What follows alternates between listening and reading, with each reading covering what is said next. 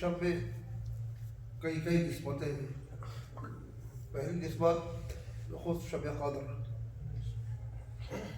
چونکہ روایات کی روشنی میں یا تو 19ویں شب ہے یا 21ویں شب ہے یا 23ویں شب ہے، اللہ بہتر جانتا ہے کون سی ہے.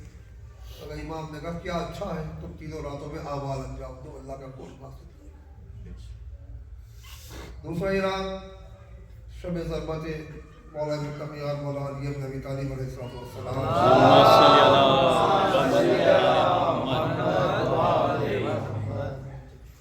اور ایک وہ مصیبت جو پر وارد ہوئی ہے رہبر معظم کی شہادت.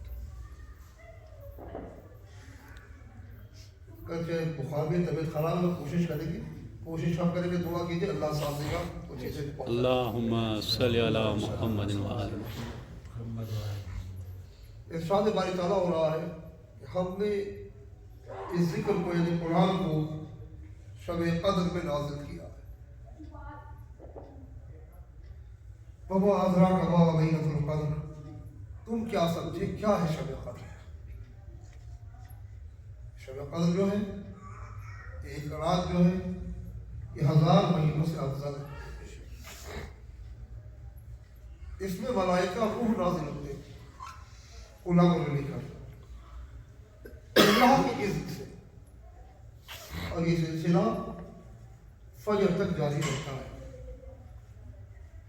تو 12 لگی چونکہ مصدق پڑھا پھر امام زمان علیہ السلام کے اوپر اس کو یہی سبب دیتے ہوئے آگے بڑھتے ہیں.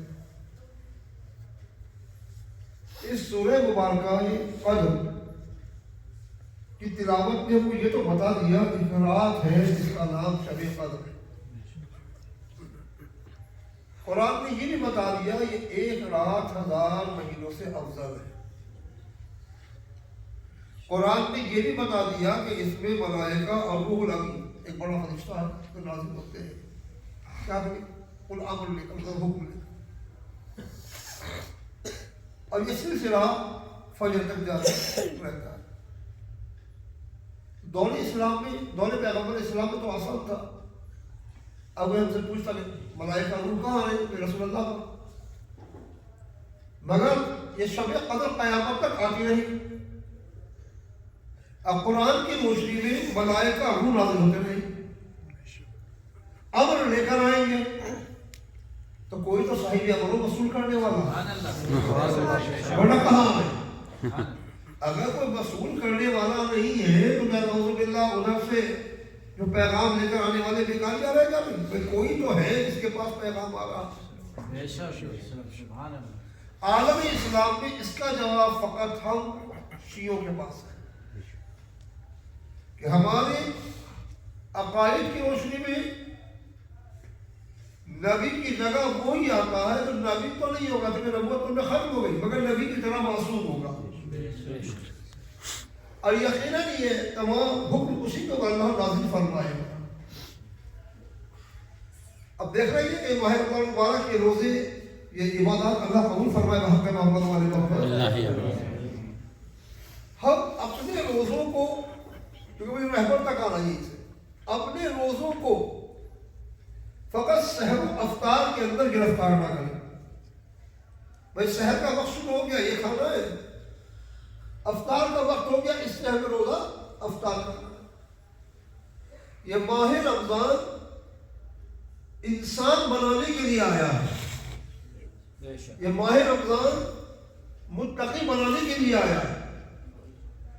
یہ سمجھیے کہ ایک روحانی ہاسپٹل ہے جس میں اللہ نے آپ کا داخلہ کیا، اس میں آپ کا ٹریٹمنٹ چل رہا ہے، اس میں آپ کا علاج چل رہا ہے، اور آپ کو بتایا گیا ہے کہ تم کو کن کن چیزوں سے پرہیز کرنا ہے.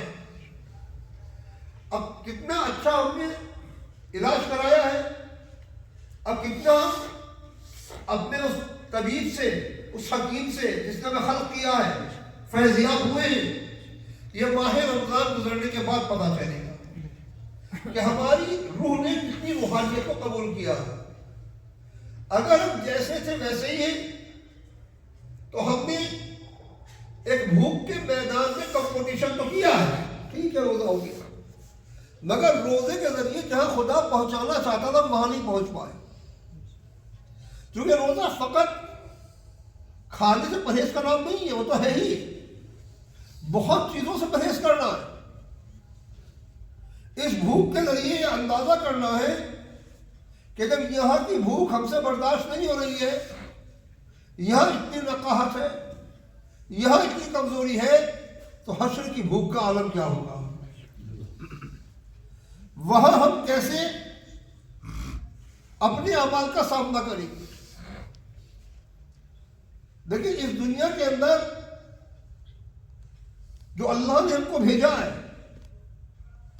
تو آخرت بنانے کے لیے بھیجا ہے۔ جو آخرت میں بنے گا وہ اسی دنیا میں بننا ہے، یعنی یہ کہیے جس کی دنیا خراب ہے اس کی آخرت بھی خراب ہے۔ اگر دنیا خراب ہے تو آخرت بھی خراب جی ہاں۔ یہی آپ نمازیں پڑھیں گے، یہی آپ روزے رکھیں گے، یہی آپ تلاوت کریں گے، یہی آپ خمس و زکوٰۃ دیں گے، یہی آپ صدقات دیں گے، جو آپ اس دنیا میں دیتے جائیں گے وہ وہاں ایک شکل میں منتقل ہوتا رہے گا۔ اگر میں نے وہ کچھ بھیجا ہی نہیں، یاد رکھیے ایک چیز تو ہے دنیا سے وابستگی، ایک چیز ہے دنیا سے تعلق۔ تو دنیا سے تعلق رکھنا تو واجب ہے، جو ہم اس دنیا میں ہیں۔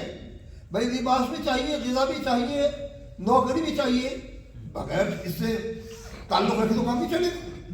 مگر یہ اس سے وابستہ ہونا قیامت ہے، وابستہ ہونا اور ہے، تعلق رکھنا اور۔ ایک چھوٹی سی مثال یہ سمجھیے کہ دنیا اس جہاز کا نام، اس فلائٹ کا نام ہے جس کے ذریعے آخرت تک جایا جاتا ہے۔ ہم ایک فلائٹ سے جدہ جاتے ہیں، وہاں جانے کے بعد جدہ آ جائے، لوگ اترو جدہ آ گیا، ہم کہا نہیں بھائی ہم تو جہاز دیکھ رہے کتنا خوبصورت ہے، کتنا مضبوط ہے، کتنا حسین ہے۔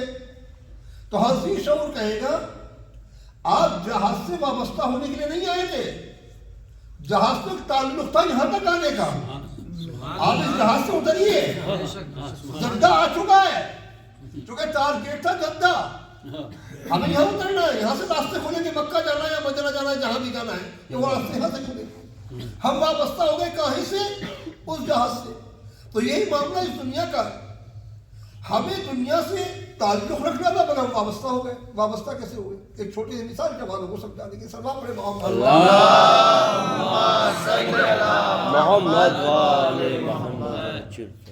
ہمیں طویل سفر کرنا ہے، 2 دن کا، 4 دن کا، 5 دن کا، اور ہم سے آپ کہیں کہ یہ روم جو ہے برابر میں، اس میں جو جو سفر میں آپ کو چاہیے وہ سب موجود ہے، جائیے اڑے نہیں۔ اب ہم دیکھ لیں لباس بھی رکھا ہوا تھا، اس کے کچھ دوائیاں بھی رکھی ہوئی تھیں جو راستے میں ضرورت پڑ سکتی ہے، بہت چیزیں تھیں جن کا تعلق سفر سے تھا۔ اور یہی ہم نے دیکھا کہ بہت اچھا ایک برتن، بڑا برتن بریانی کا رکھا ہوا تھا، تو ہم نے سب چیزوں کو چھوڑا اور اس بریانی کے برتن کو لے کر بیٹھ گئے۔ 1.5-2 گھنٹے کا ہم کو ٹائم دیا تھا، مثال کے ڈاکٹر صاحب نے کہ آپ یہاں سے سب کچھ لے سکتے ہیں۔ ہم نے باہر نکلنے کے بعد کہا کہ ہم آ گئے، تو ڈاکٹر صاحب نے پوچھا اندر کیا کیا؟ ہم نے خوب بریانی کھائی۔ تو آپ کہیں گے یار بریانی کھانی نہیں، میں نے ہم کو بھیجا تھا۔ اگر آپ کو بھوک لگی تھی تو اتنا استعمال کر لیتے۔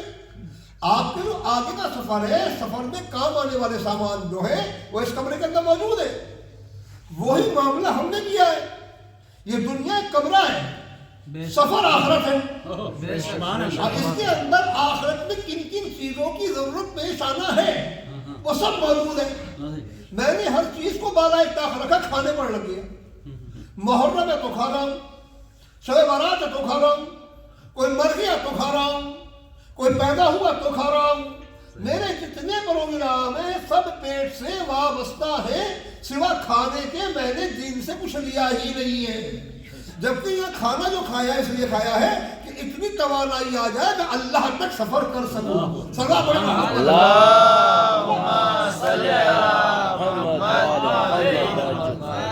محمد و آل محمد کا یہی امتیاز ہے۔ محمد و آل محمد دنیا سے تعلق رکھتے تھے، دنیا سے وابستہ نہیں تھے۔ یہ سفیان و معاویہ وغیرہ جو تھے یہ دنیا سے وابستہ تھے۔ یہ جو کچھ آج آپ کے دور میں اس دور میں دیکھ رہے ہیں کچھ نیا نہیں ہے، سب پیچھے ہو چکا ہے۔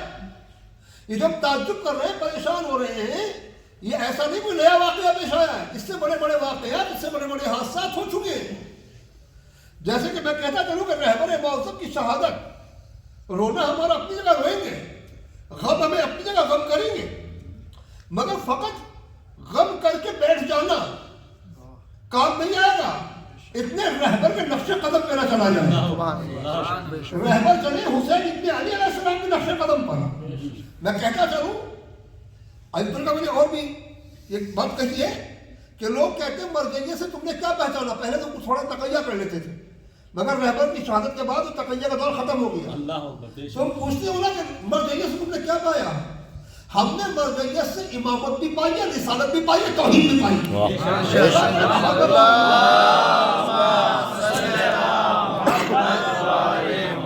ہم ان کے ذریعے پہنچے وہاں تک. سید علی خان بھائی آج مولا کائنات کی شب ضربت ہے. علی والا بننا ہے تو خان بھائی سے پوچھو کیسے بنی. فقط تذکرہ علی کر کے تابوت نکالنے کام چلنے والا نہیں ہے. علی کی طرف میدان میں ڈٹنا ہوگا. اب اس میں چاہے دنیاوی طور پہ فائدہ ہو چاہے نقصان ہو. سبحان اللہ. مولا متقیان حضرت علی بن ابی طالب علیہ السلام اللہم صلی علی محمد آل محمد. کیونکہ شب قدر ہے. قرآن کریم سے جو آپ نے قرآنی تعلیمات کے اندر ڈھل کے ڈھل خود بولتا وہ قرآن سے دنیا کے سامنے اپنے عمل کا نمونہ پیش کیا. وہ یہ ہے تخت رہے یا نہ رہے، تاریخ میں یہ نہ لکھا جائے کہ ہم ظالم کے ساتھ تھے. ہم نے ظالم کے ہاتھ میں اپنا ہاتھ دیا تھا. جب مولا کائنات کو چوتھے نمبر میں خلافت ملی ہے تو عبداللہ ابن عباس نے یہی رائے دی تھی، مشورہ تھا سیاسی ان کا، کہ آپ ابھی معاویہ کو کچھ نہ کہیں. پہلے معاویہ کو محبت سے بلائے، اس کے بعد اس سے بیعت لیں، اور جب وہ بیعت کر لیں تو اس کے بعد اس کے اوپر کارروائی کریں. آپ نے کہا ابن عباس جس حکومت کی بات تم کر رہے ہو یہ علی کے نزدیک بکری کی چھینک سے بھی زیادہ حقیر ہے.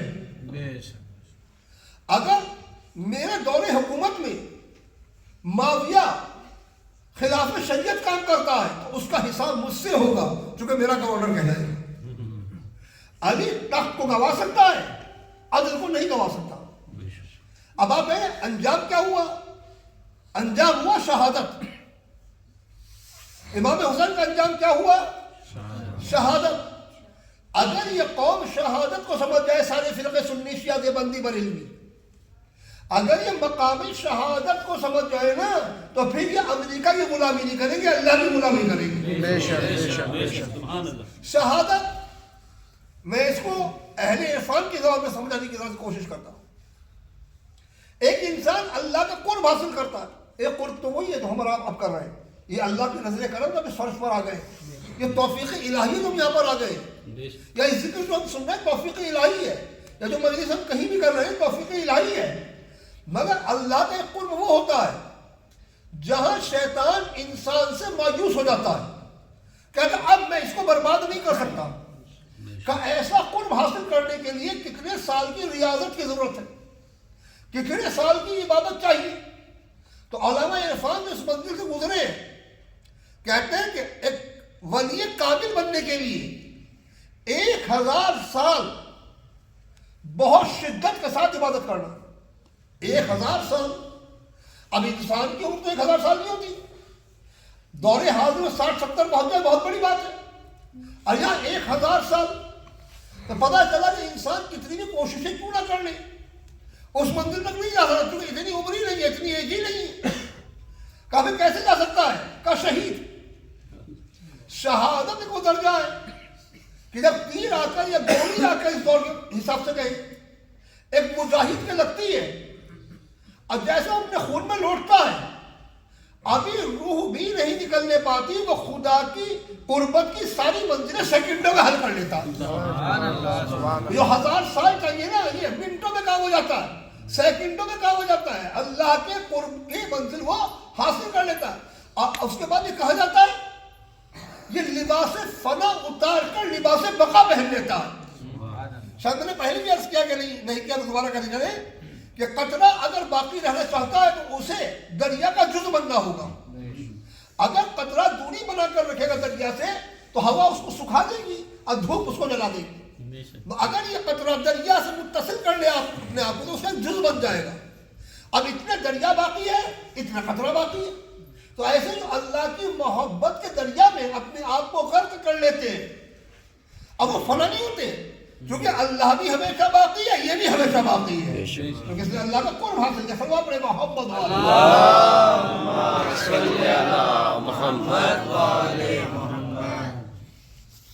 اسی طرح جائیے اس منزل کو بندہ پہنچتا ہے, اللہ کا قرب حاصل کرتا ہے, اللہ کے قریب ہو جاتا ہے تو لباسیں میں نے کہا انجام کیا ہوا؟ شہادت. یہی پہ آئیے شہادت. شہادت کا مقام تو بتا دیجیے. کبھی کبھی ایک انسان زندگی میں وہ کام نہیں کر پاتا جو اس کی شہادت کر دیتی ہے. ٹھیک ہے نا, زندگی میں وہ کام نہیں کر پاتا جو اس کی شہادت کر دیتی ہے. آج سید الصحابہ علیہ السلام وہی سے آئے نہیں چھوڑا مر گئی تک. اسے سمجھے یہ پورا جو نظام ہے. جب امام حسین علیہ السلام نے مدینہ چھوڑا, امام حسین نے مدینہ چھوڑنے کے بعد جب وہ مکہ کا رخ کرتے, مکہ سے کوفہ کا رخ کرتے, تو لوگ ان کو مشورے دے رہے تھے آپ یمن چلے جائیں, وہاں بڑے بڑے پہاڑی آپ محفوظ رہیں, یعنی آپ کی زندگی بن جائے. کسی نے کہا آپ مکہ چلے جائیں, مگر مکہ میں آپ بچنے کے لیے نہیں گئے تھے, لوگوں کو پیغام پہنچانے کے لیے گئے تھے, وہاں بچ جائے. مگر امام حسین نے راستہ کون سا اختیار کیا؟ جہاں موت تھی, حیات نہیں تھی. کیونکہ حسین ابن علی جانتے تھے کہ یہ وقت وہ آ گیا ہے تیری زندگی اتنا فائدہ نہیں پہنچائے گی اسلام کو جتنا تیری شہادت پہنچائے گی. صلی اللہ علیہ محمد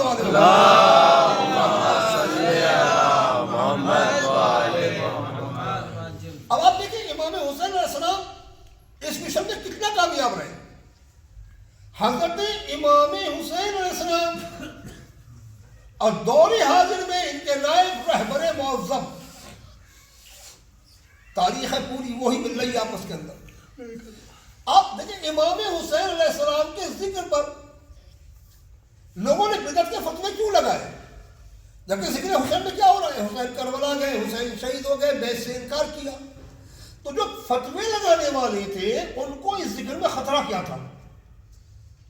اچھا یزید کو بھی اگر آپ لیتے ہیں تو یزید بھی کوئی عالم اسلام میں ایسی ہستی نہیں ہے کہ مسلمان سے قربان ہو جائے. ایک آوارہ انسان ہے, بھلے کوئی یزید کی وکالت کرتا ہو تو وہ بھی جانتا ہے کہ یزید کوئی مومن انسان نہیں تھا, شرابی, جواری, زانی سارے عیب یزید میں پائے جاتے تھے. تو یہ امام حسین کے ذکر پر فتویٰ کیوں؟ عظیم پریشانی یہ ہے کہ اگر یہ جنگ حسین و یزید کے درمیان ہوتی تو کبھی اس کا فتویٰ یہ بدعت نہ لگتا. ٹھیک ہے, واقعہ پیش آیا, ادھر سے یزید اٹھا, ادھر سے حسین اٹھے, حسین شہید ہو گئے, بھائی فرزند رسول ہے ذکر کر. مگر حسین نے وہ حکمت عملی اختیار کی ہے کہ یزیدی کے چہرے سے نقاب نہیں نوچا, پورے سلسلہ ظلم کو بے نقاب کر دیا. اور کہا اگر اس ذکر کو نہ روکا گیا, اگر اس ذکر کو نہ روکا گیا تو جو ہیڈ کوارٹر ہے نا اس دور کا وائٹ ہاؤس, اس کے اندر زلزلہ آ جائے گا. ہر انسان پوچھے گا یزید طلقہ کہنے چھوڑا گیا کہ اولاد یعنی معاویہ اور سفیان کا یادگار, اس کے ہاتھ میں پاور کہاں سے آ گئی کہ نبی کے نواسے کو ذبح کر دے. تو دیکھا جائے گا کہ یزید کو یہاں تک لانے والا نظام کون سا تھا. تو پھر انسان شخصیت کے ساتھ ساتھ نظام سے بھی بیزار ہو جائے گا. وہی معاملہ آج ہوا ہے.